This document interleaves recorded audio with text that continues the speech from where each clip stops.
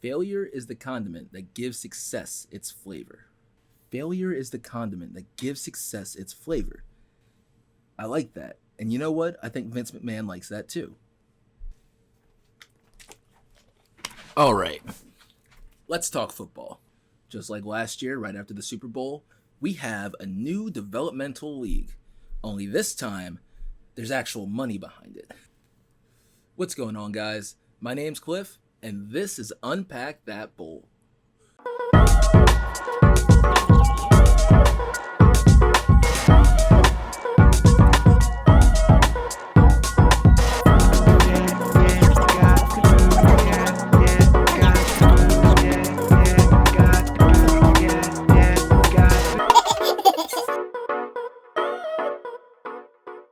Unpack That Bowl, the show where we take a deep dive into pop culture. On this episode of Unpack That Bowl, we're going to take a deep dive into the XFL 2.0. So this new developmental league, the XFL, has seemingly come out of nowhere, unless you've paid attention to these developmental leagues that keep popping up. There have been a serious number of leagues that have popped up to compete with the NFL. Actually, do you know that the XFL was a thing before it was a thing now? So, if you remember last year, there was the AAF, the Alliance of American Football. I even have a video talking about the AAF. But this was really a defensive chess match, where both defenses are playing really well, and they're getting key turnovers, almost all of them in the red zone, despite a rule limiting the defense to only 5 pass rushers. Right? So, what does that have to do with the XFL 2.0? It has everything to do with it, because if the XFL 2.0 pays attention to the AAF and why the AAF failed, then I think the XFL 2.0 can actually be here for a while. And when examining the XFL 1.0 and its failures, I think we can obviously see why it failed and what the XFL 2.0 has to learn from its original failures. So far, the XFL seems entertaining. Fan bases are actually supporting their XFL teams, especially DC. You know, the Redskins ain't doing much, so you gotta latch on to the Defenders. I might be a DC Defender fan. I'm personally gonna check out the teams and see which uniform I like the most. But the teams are kind of good. Cardell Jones might be the MVP. It seems like there's better play on the field, and when comparing it to the AAF of last year, it just feels better. So, I keep saying the AAF, the Alliance of American Football. The allegiance, the alliance, the failure of the allegiance of the Alliance of American Football. The AAF was supposed to be a developmental league, and it started last year after last year's Super Bowl, and it failed 8 weeks in. But why? Why did the AAF fail? Why? I'm gonna tell you why. See, the AAF was always rough around the edges. When it first started, the lack of timing and chemistry made for some really ugly football where only the defensive linemen and cornerbacks would eat, and they ate. The lack of experience at quarterback and offensive line also contributed to that. Now, later in the season, a couple weeks in, when the play started to pick up and the quality raised to a level that was entertaining, the investor, Dundon, pulled the plug. And it was at this time that the NFL Players Association was talking with the AAF about using practice squad member players, but that fell through when the investor took his $70 million and walked away.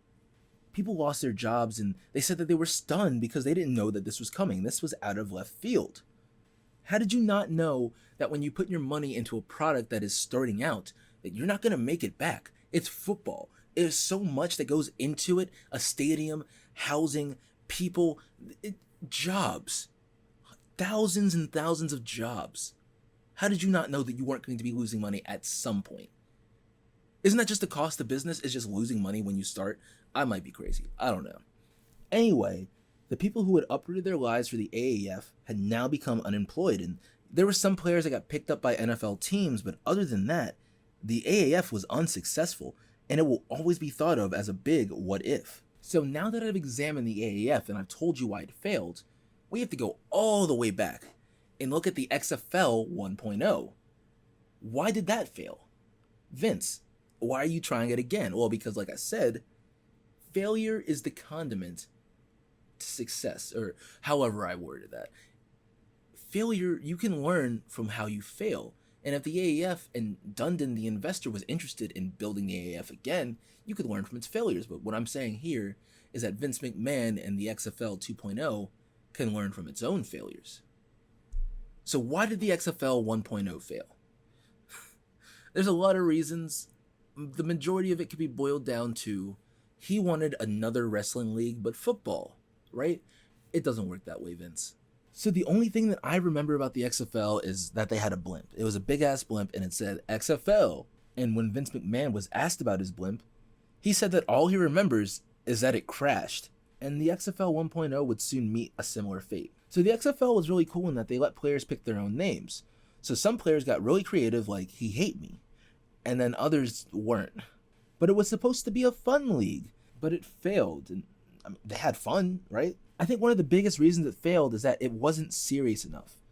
If you're going to advertise to viewers that this is another football league when football finishes, it has to be serious like football. And while everyone in it was convinced that McMahon would be more of a background player to the XFL 1.0, the first game started with him taking the field like this was the WWE, and he was proclaiming, "This is the XFL." And from that point on, the XFL was already leaning a bit too far towards professional wrestling rather than football. And then week 2 came up and The Rock and Jim Ross and Jerry Lawler were introduced. Fans were not taking this seriously. Also, the lights went out in the week 2 game due to like an underfed gas generator, but luckily, NBC had an actual game. You know, they had something that they could replay. Also, the coin toss was switched for something that they thought was more innovative. They called this the scramble. In the scramble, 2 men would make a dash for the ball at the center of the field, and whoever got there first got possession. Now, basically 60% of the guys that went into the scramble were hurt with serious injuries. And that's before the game even starts. It's so unnecessary. And finally, there was the $1 million game, which was just a huge disaster. Ratings were low, the seats were empty. This was supposed to be the Super Bowl for the XFL. And Vince McMahon said, "This is going to be my WrestleMania of football." And instead, the game was the final nail in the league's coffin.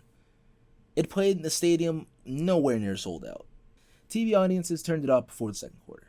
Shortly after the game, NBC announced that they would no longer broadcast the second season, and it was a blowout. And after that, Vince McMahon said the XFL is dead.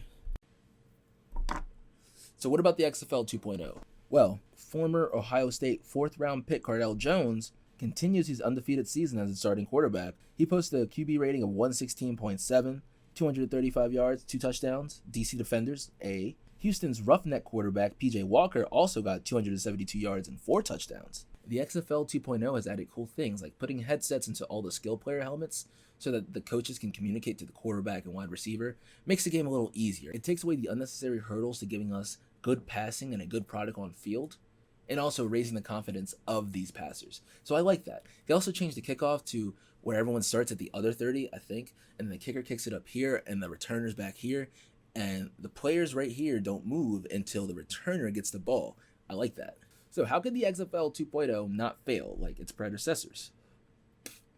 I think the biggest thing is Vince McMahon has to take this league seriously, which I think he is. I think he has learned from his failures, and I really do think that this league could be around for at least 2 years. I don't know about 3 or 4 for the long run, but I think the next 2 years, the XFL could work.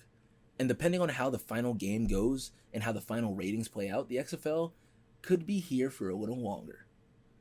How do you guys feel? Do you really want another football league? I personally believe that if the product is entertaining and it's beneficial to people making money and furthering their careers, I'm about it. So that's my stance. Let me know how you guys feel. Thanks for watching, guys. My name's Cliff, and this has been Unpack That Bowl. Peace. And then we see Drogon blasting through the city. In the chair. And Shrek was pretty. I maybe wash the shit off my hands, and then we peel it off. I've heard of buoyancy related to like boats and like, for example, how little compromise with evil is okay as long as it all works out in the end, right? He had it with the shield. He said, everyone was flaming him too. Fuck that, dude. Everyone was flaming. We racing the roof. Like, do something if it means everything or whatever the fuck it said. I guess so, but I never wanted you to work. I did. I'm so proud. I'm sorry. And then